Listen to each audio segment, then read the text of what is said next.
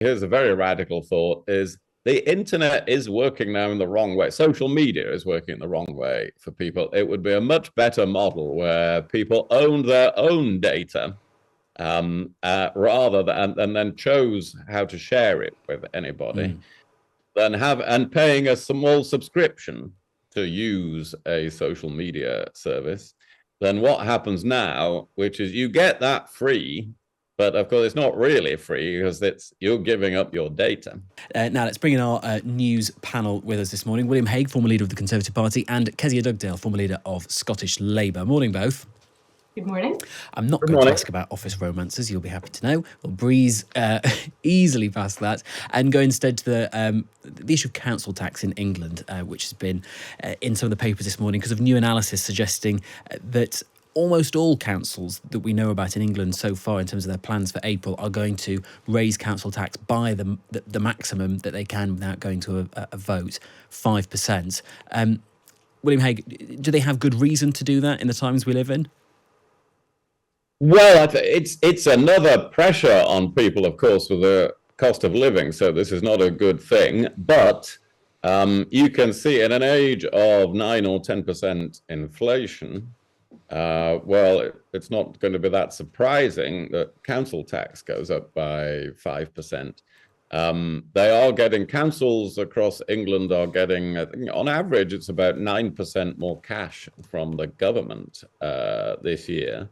So they're not squeezed in that sense, but they will have all the cost pressures from the price of a lot of things going up. So it's another pressure. It's another part of inflation. But I think while a few of them have managed to keep it to 2%, it would be pretty surprising if they had all managed to do that. So it's hard to condemn them for at a time of inflation for 5% rises.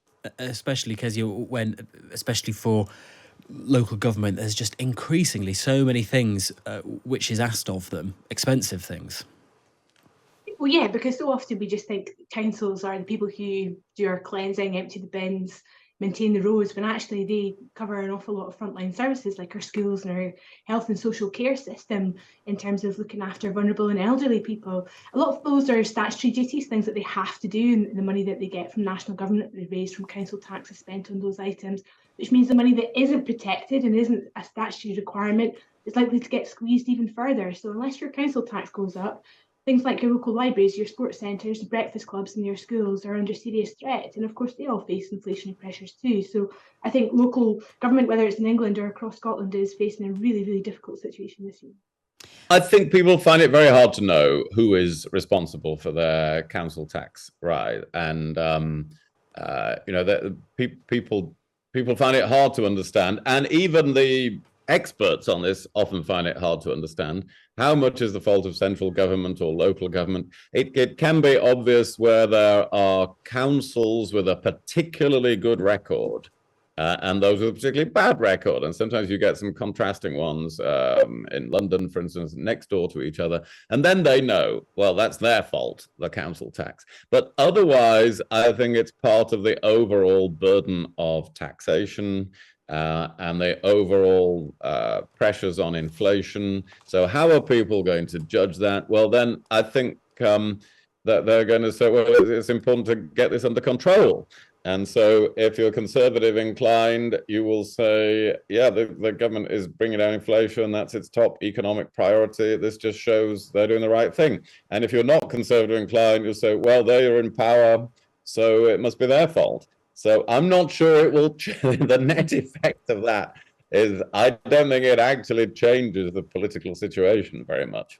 It's about how we feel in terms of our own individual economic security, about family finances. Very few issues really cut above, first and foremost, how you feel about the economy and how well off you feel within it. And of course, council tax plays into that. I think one thing we have to recognise about council tax that we haven't mentioned so far is how regressive a tax it is, because of course it's based on the value of the property that you live in, whether you own it or rent it or whatever your circumstances are. And there's an awful lot of people who are living in accommodation which is very valuable in terms of what it would look like on a balance sheet, but that doesn't represent in any way what their income is.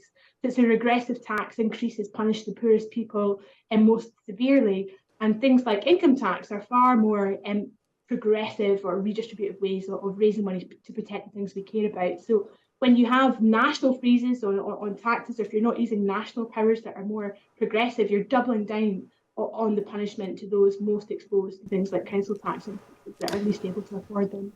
In terms of relations between the US and China, I think they will both try to get over it quickly. You know, this is one of those things that's embarrassing to both sides, because the Chinese have either screwed up or they've been found out, or both. So that's a bit embarrassing. And the Americans, it turns out, have may have had more things flying through their airspace than they previously knew or acknowledged or did anything about. So that's embarrassing. And usually in international relations, when both sides are embarrassed about something, they make quite an effort to get past it. And so there's even talk of the US Secretary of State and the Chinese Foreign Minister meeting this weekend at the Munich Security Conference, or if not, then meeting soon afterwards. So I don't think it will stop the efforts to just cool it a bit in relations between the US and China. It is a little insight, though, into that espionage, or probable espionage in this case, goes on in many, many different forms. And China has really been practicing that on a massive scale, through cyber operations, for instance, for a long time. And of course, satellites are very active. But I don't think balloons are going to become, despite their prominence in the news this week, the main. We're not in another 3 years going to be talking about balloons. I think we're just going through a phase here. And now that more of them have been discovered, they'll probably be used less frequently. It's definitely kind of got our feathers up in us all learning an awful lot more very quickly about balloons and their capabilities and how they managed to defy radars and all the rest of it. And of course, we had the Prime Minister yesterday saying we had typhoons at the ready to shoot them down, which is such a dramatic image when you think about it. I heard Tobias Elwood also saying, well, it's very easy to shoot them down. It's quite a different story kind of working out where they're going to land and whether they can do that safely. So this is not the issue I thought we would be talking about in 2023, but it looks like it's going to be one that dominates. Let's turn to TikTok next, because both me and Lucy were quite struck by some analysis in the papers today about the extent of the data that TikTok collects on your phone compared to other major social media apps or messaging apps. It collects the most out of all of them, according to this data by Internet 2.0. First of all, are either of you on TikTok? Do you while away the hours watching dogs falling off countertops and people dancing? Kezia, have you got TikTok? Is that what's on TikTok? Because I think I'm okay and well and truly off it. No, I'm not on TikTok. I figured that Twitter took enough of my life, so I didn't need another. Yes, good point. William, what about you? No, I'm somehow managing to live without dancing dogs and things like that. Somehow. I'm on Twitter, but mainly I don't use it very much except to publicize my column each week and to occasionally make clear that I'm not returning to politics whenever there's a... Oh, of course, as recently with the question mark over who's going to be Tory party chairman. I saw that. Yeah. Well, Kezia, if you haven't got TikTok, what do you make of the concerns about how much data it's hoovering up? As we were discussing earlier on, I found the other day that not only does it, like a normal social media app, say, oh, Luke, these people who are in your contacts are also on TikTok, why don't you follow them? It also tells you, oh, you are in this person's contact book. Would you like to add them on TikTok? People who I don't know who they are. Yeah, I understand why you'd be concerned about that. And I think it's also perfectly legitimate to question why TikTok requires twice as many trackers as other social media apps do a part of our daily lives. What is it monitoring? What is it collecting about us? And what is it using that data for? I'm sure you don't need 9 different tracker systems to send me cat videos if cat videos are things that you think I'm going to be most interested in. So it's really interesting, I think, to see how this debate has already developed in the United States, and that they're looking at something short of a complete ban on TikTok, forcing the company to readdress its algorithms and what it collects, and to be clearer about what it collects and for what purpose. I suspect we'll end up there in the United Kingdom as well. William, do you think the regulatory framework is strict enough here? Because if a company asks for my mobile phone or home address if I'm signing up for something, there are now strict rules about the data and what they do with it, and yet TikTok, it seems, has a more liberal approach. Yeah, there is a need for regular. I mean, first of all, if you've got TikTok, you need to be deleting it, in my view, because the Chinese approach to privacy and rights is very different from ours. So that we can all do something, those who do use TikTok. But yes, it does need a regulatory approach. And I've sometimes written about this in the past, that actually we should have publication of algorithms. There should be transparency of algorithms, so that people know the basis on which they're being sent their news feed or connected with other people and things like that.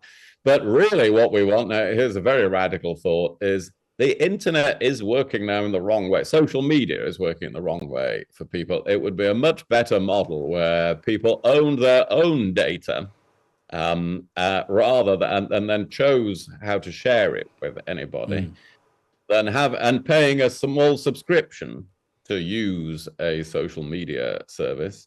Then what happens now, which is you get that free, but of course it's not really free, because you're giving up your data. And that is what is so valuable to the social media companies. So that whole model needs turning around. Now, I don't know who in the world can do that. It is, it needs Tim Berners-Lee and several big governments to all get together and turn it around. Well, if you're listening, ideas on a postcard. It's not in the interests of the individual at the moment. No. Well, I'm sounding the wake-up call about this. I compared a bit to the 18th century, the East India Company, which became so powerful it had its own foreign policy. And then somehow that had to be brought back and made accountable again to the state. Well, that could happen in this case. These companies, like Elon Musk, are becoming so powerful in the world. He says he won't turn on the Starlink satellites over Crimea for the Ukrainians. Well, that means, in effect, they can't operate in Crimea.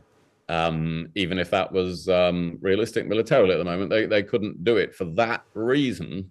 So who actually is in charge of the foreign policy of the United States and the West in that case? It can't be a private company or a billionaire, however well-intentioned.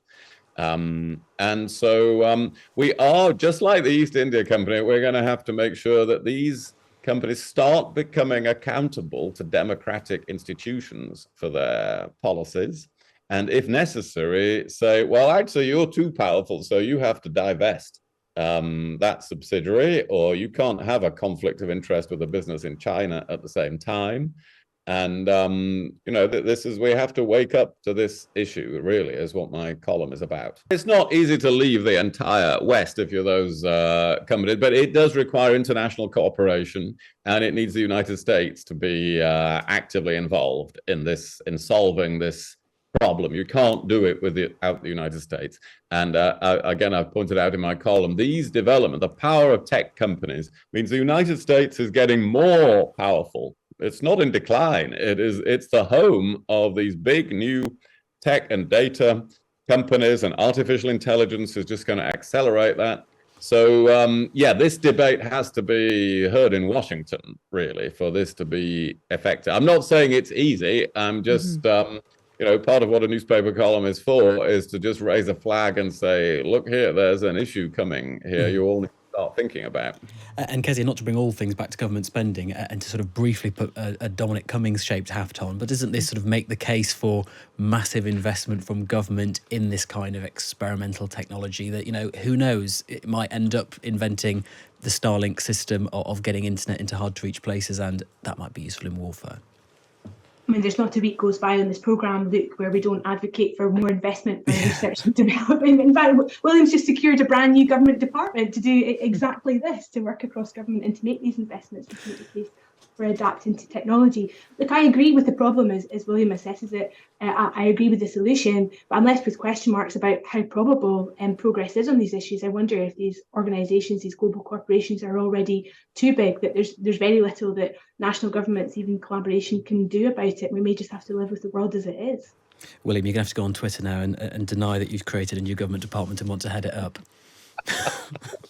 No, I don't need to go there and just say that now. No. Yeah, of course you can.